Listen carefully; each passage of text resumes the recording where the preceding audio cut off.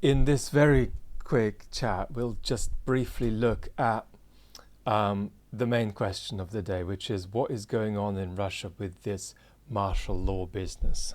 So our first question um, is martial law partial, like partial mobilization? And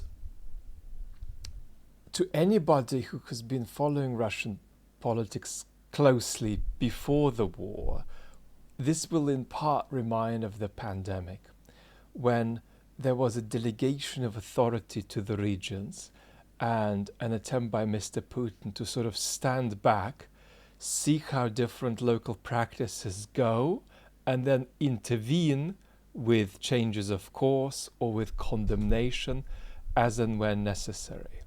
So what this looks like on paper is something that's formally close to martial law across the whole of the country, but with potential to go sort of halfway or part of the way or none of the way for different regions depending on different circumstances.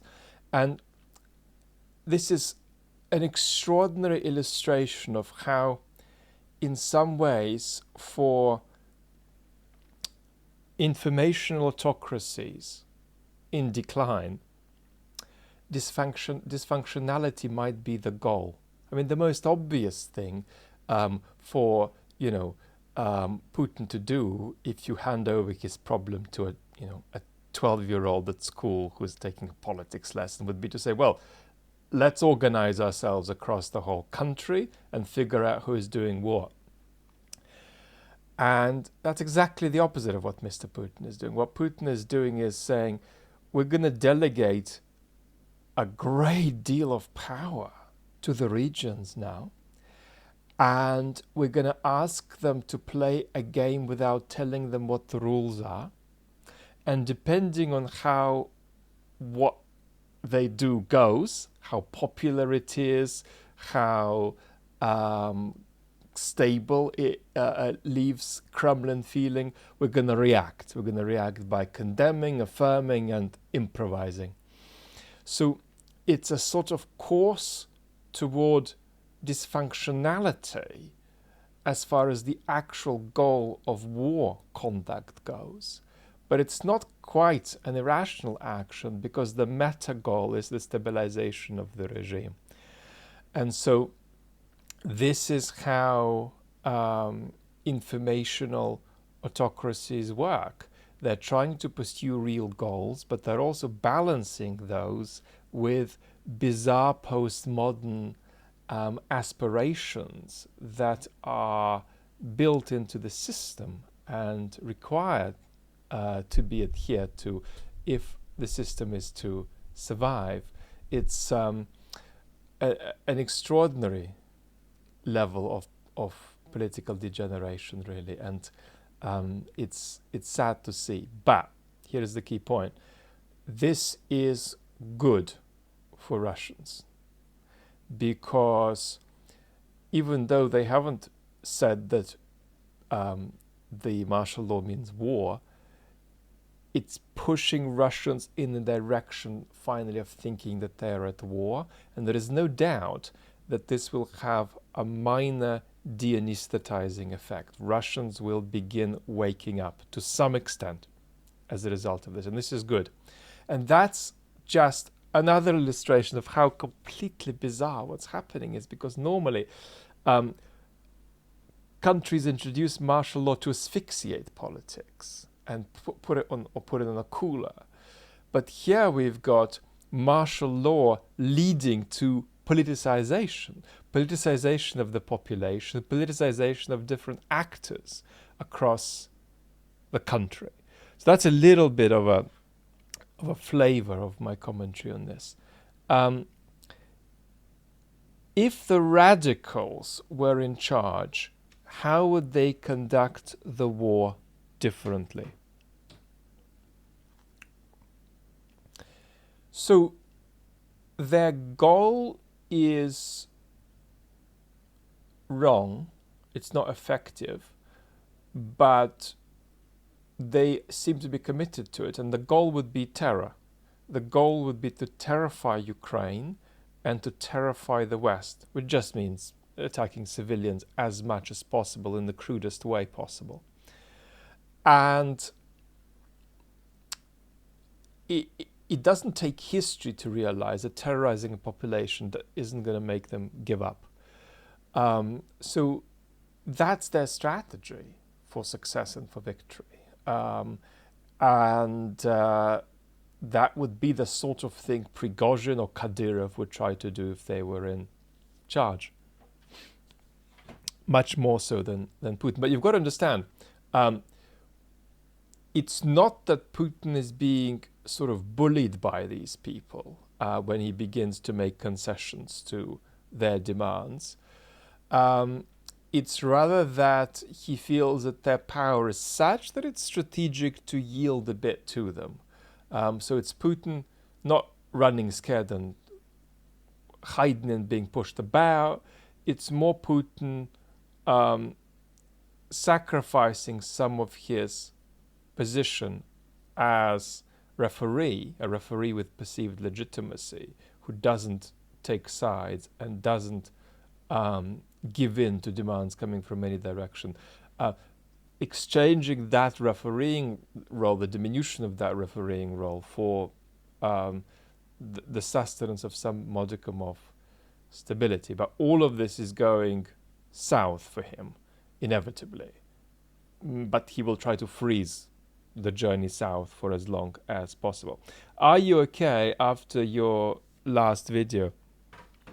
I did the impression in my last video of a Russian grandmother or mother sending a child to the front and having a very unhealthy pro-war response.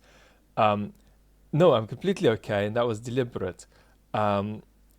Because what I wanted to show with that acting out is that something very disturbing, very sick, very traumatic and unhealthy is coming out that is completely not to do with the issue.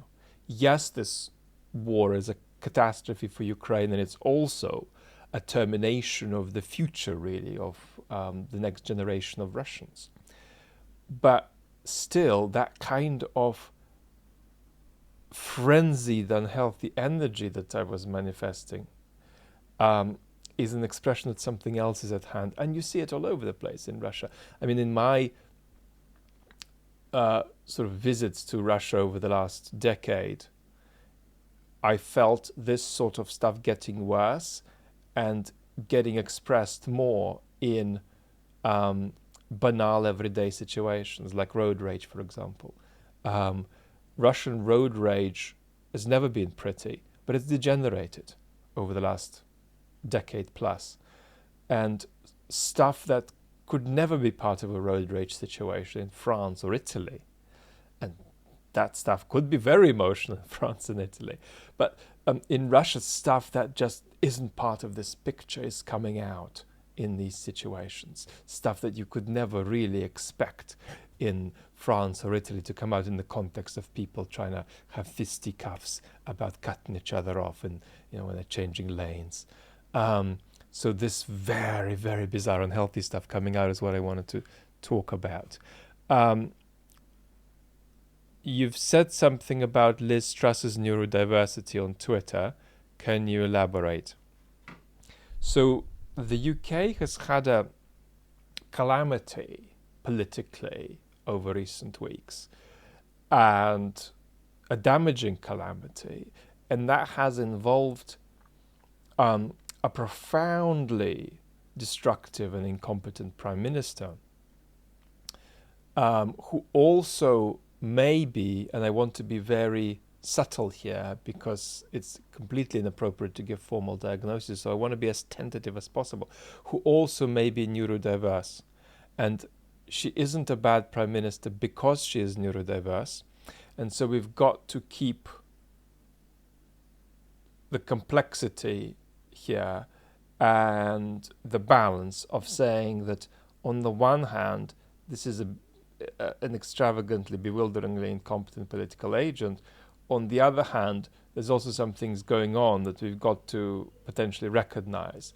So it's very important not to give diagnosis. I have no training for this, but this is an important issue. What if somebody who is a very important political actor is acting in such a way that is mediated by neurodiversity? Is it legitimate to talk about it, or is it not? I would argue that it is, because there's a political need to discuss it, because the whole country is affected. And so what I think I'm going to overplay my level of tentativeness. Obviously, if I had a high level of tentativeness here, I wouldn't even raise it. But as somebody who is neurotypical but has seen autism very close at hand in my life, for me, it's a good question whether or not Liz Truss, the ex-UK Prime Minister, might be autistic. And if that's the case, if that were true, then it wouldn't change anything about her extraordinary incompetence, but it would mean that some of the things that she has been derided for, body language, eye contact, the capacity to understand what's going on in the head of another person, thinking that is very much black and white, either or, that some of these things are not in her control in the way that we might think they would be in her control if she were neurotypical. So that's the thought that I shared on Twitter. But I don't want to say more, because the calamitous situation in the UK really needs to be analysed in properly and in some context. And it's part of this story of democratic decline, and it's part of this story of politicians, and now I'm not talking about neurodiversity at all, developing patterns of political maneuvering that are destructive in a way that they themselves aren't aware of. This is very important too, because we often have political agents who are self-consciously destructive. We also have many patterns about unself-conscious destructiveness in political agents. We're going to talk about them. Now, at the moment, I've had very little time in the last couple of days, because of health issues, to make progress with the video I'm very excited about for the main channel. That means I think that it's coming on the weekend. I hope to share it sooner, but I think that's where we're at. So for now, thank you so much. Lots of love. Talk soon.